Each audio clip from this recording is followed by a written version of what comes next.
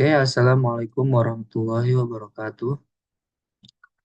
Selamat siang, Ibu. Perkenalkan, nama saya Muhammad Ilyasa Bibi Ginastiar, NIM dengan NIM 2025008071 dari program studi Akuntansi Manajemen Universitas Nusa Putra. Pada kesempatan ini saya akan mempresentasikan makalah saya berjudul Analisis Produksi dan Perhitungan Harga Pokok Produksi pada Usaha Mikro, Kecil, dan Menengah. Toko material dengan studi kasus toko material Makmur Jaya Bangunan. Kelas dua, seperti kita ketahui, UMKM menyumbang lebih dari 70% usaha di Indonesia dan menjadi bangunan seperti seperti semen, seperti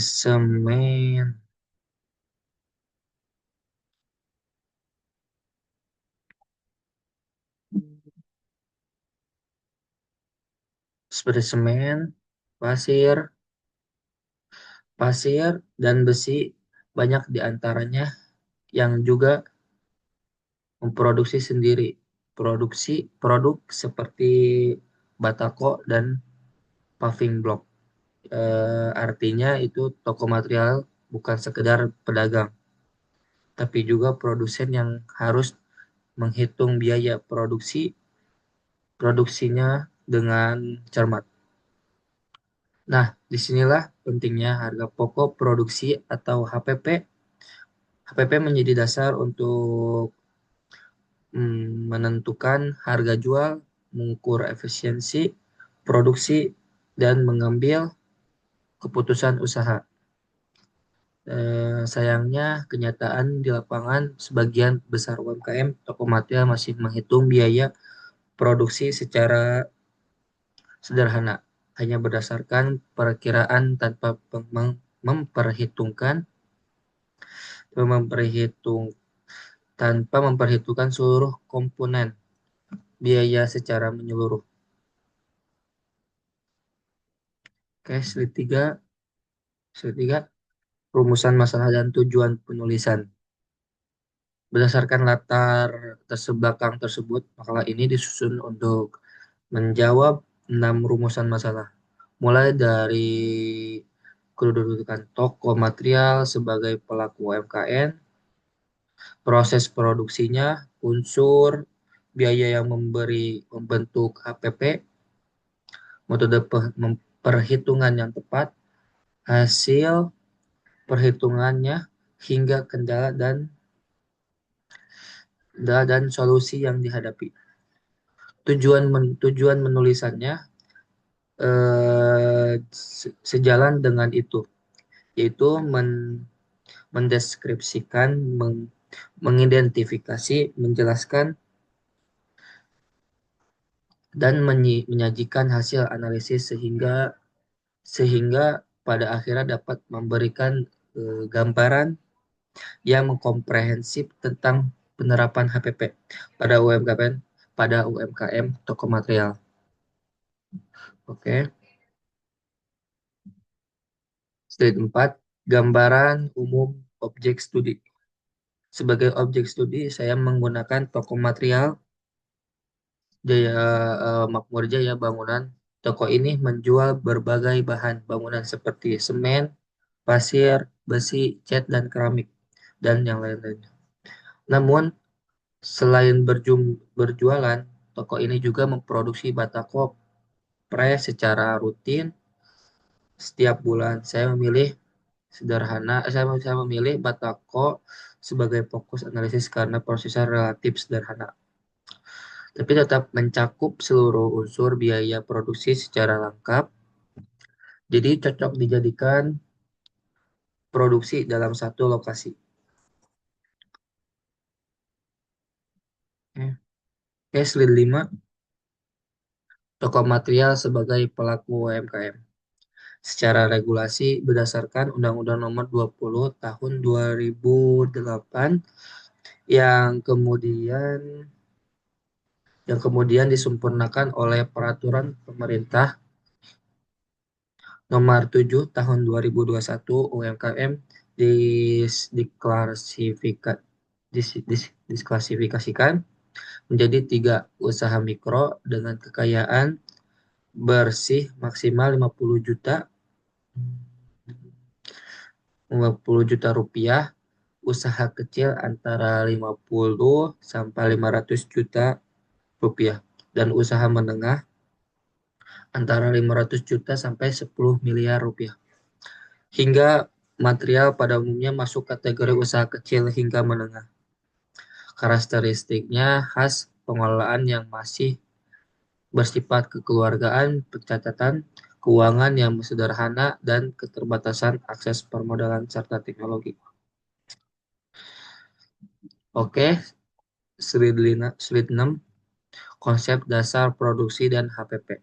Sebelum masuk ke perhitungan, mari kita samakan pemahaman dan dulu soal dua konsep dasar, produksi dan harga pokok produksi.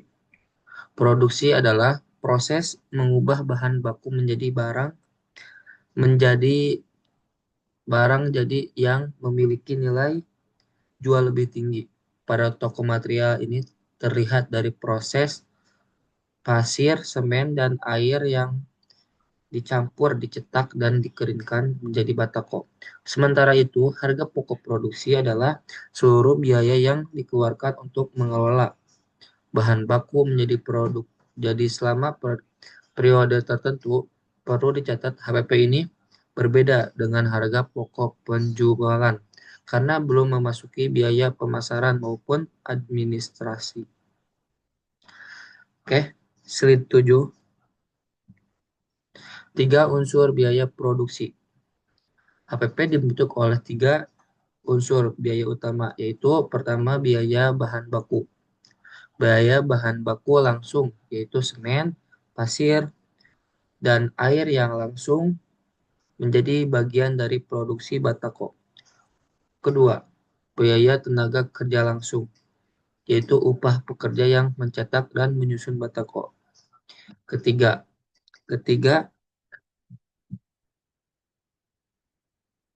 biaya overhead pabrik, yaitu biaya mendukung seperti listrik, penyusutan alat cetak, sewa lahan, dan pemeliharaan mesin. Ketiga unsur ini harus dihitung secara menyeluruh agar HPP yang dihasilkan benar-benar mencerminkan biaya sesungguhnya. Oke, slide 8 berarti metode perhitungan HPP. Ada dua metode umum dalam menghitung HPP, full costing dan variable costing. Eh, Full costing itu membebankan seluruh biaya produksi baik tetap maupun variabel ke dalam HPP. Sedangkan variable costing hanya membebankan biaya yang bersifat variabel dan overhead tetap diperlakukan sebagai biaya periode.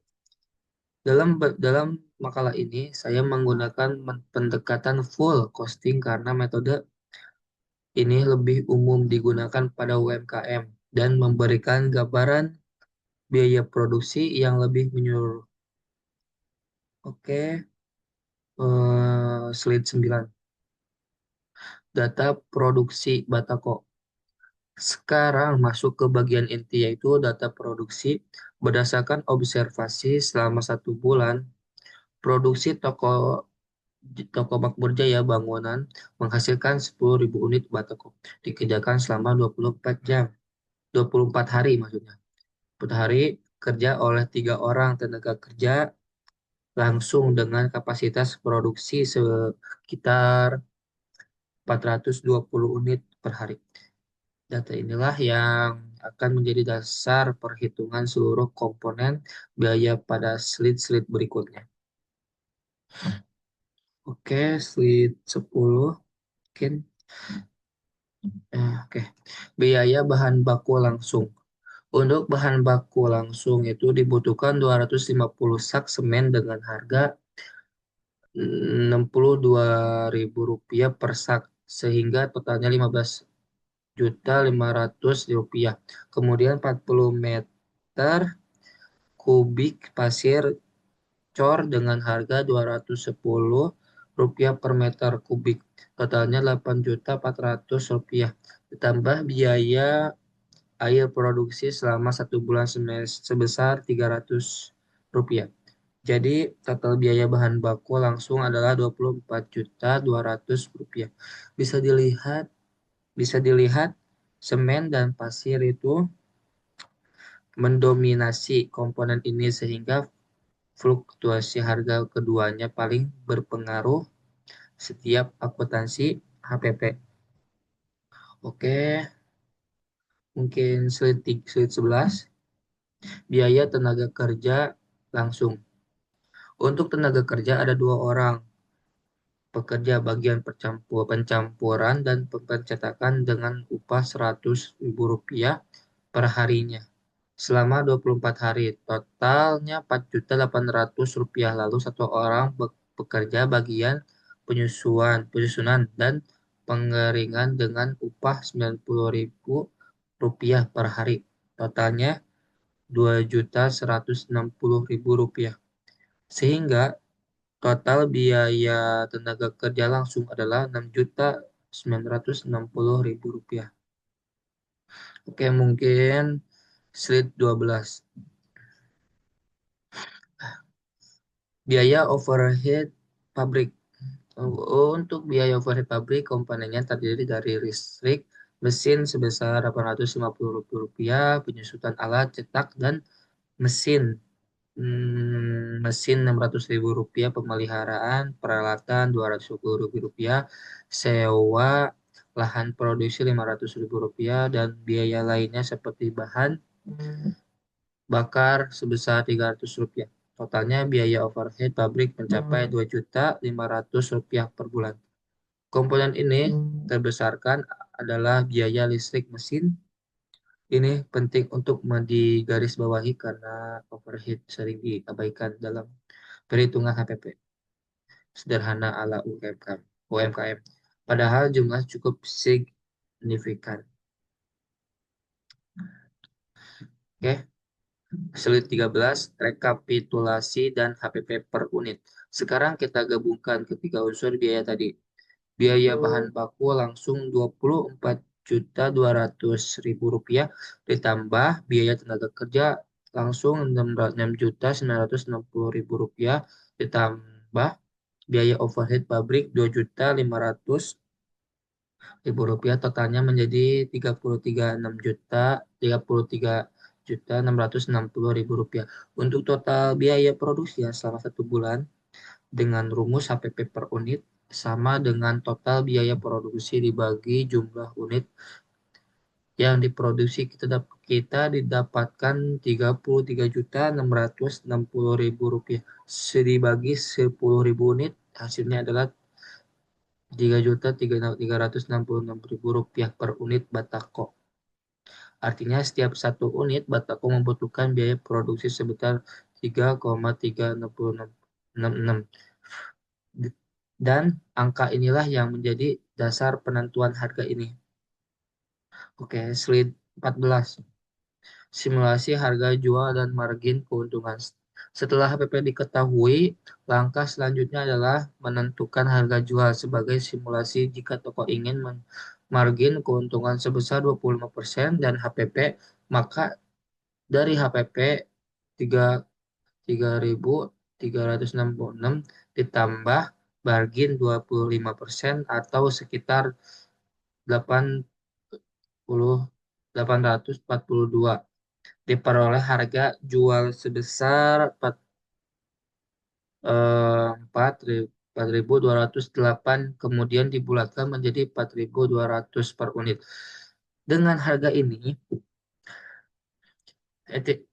estimasi laba kotor per unit sekitar 834, dan jika dikalikan 10.000 per unit, itu total estimasi laba 8.340. Ini menunjukkan betapa pentingnya keakuratan HPP karena kesalahan sedikit saja dalam menghitung setelah satu komponen bias- biaya bisa membuat harga jual jadi tidak tepat, entah terlalu tinggi hingga tidak kompetitif atau terlalu rendah sehingga merugikan usaha. Oke, slide 15. Kendala UMKM dalam perhitungan HPP. Dari hasil analisis, ada beberapa kendala umum yang dihadapi UMKM toko material ini. Pertama, pencatatan biaya yang belum tertib dan manual. Kedua, biaya overhead pabrik yang sering tidak diperhitungkan secara menyeluruh. Ketiga, fluktuasi harga bahan baku seperti semen, sasir, semen pasir, semen dan pasir. Nah, keempat, kurangnya pemahaman pemilik usaha tentang akuntansi biaya. Dan kelima, keterlibatan sumber daya manusia dan modal. Untuk mengatasi beberapa solusi yang bisa diterapkan antara lain melakukan pencatatan biaya secara tertib dan berkala, mengidentifikasi seluruh komponen overhead secara rinci, mengevaluasi HPP secara berkala mengikuti perubahan harga bahan baku, memanfaatkan program pendampingan UMKM dari pemerintah, serta meningkatkan pemahaman akuntansi biaya melalui pelatihan.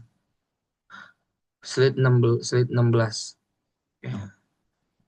Implikasi manajerial dan pengembangan UMKM. Hasil analisis ini juga memberikan beberapa informasi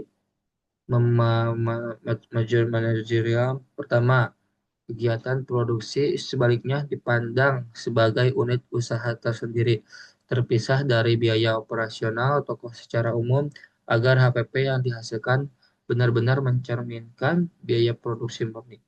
Kedua, informasi HPP yang akurat bisa digunakan sebagai dasar analisis key titik, impasse, atau break-even point sehingga pemilik usaha bisa menetapkan target produksi dan penjualan yang lebih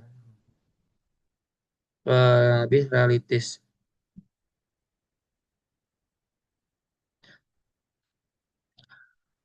Yang ketiga itu pencatatan dan perhitungan HPP yang baik juga menjadi salah satu syarat penting jika UMKM ingin mengakses permodalan dari lembaga keuangan karena laporan keuangan yang rapih akan meningkatkan kepercayaan pihak perbankan.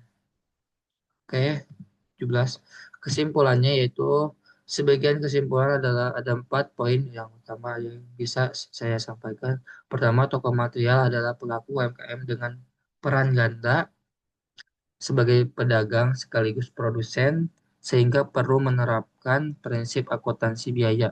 Kedua, HPP dibentuk oleh 3 unsur utama, biaya bahan baku langsung, tenaga kerja langsung, dan overhead pabrik yang harus dihitung secara menyeluruh dan akurat. Tiga, dari studi kasus yang saya lakukan diperoleh HPP Batako sebesar 3.366 per unit dan total biaya produksi 33.660 untuk 10.000 per unit per bulan maksudnya, dengan margin 25% hingga harga jualnya 4.200 per unit dengan estimasi laba kotor itu perkiraan 8.340.000 per bulan.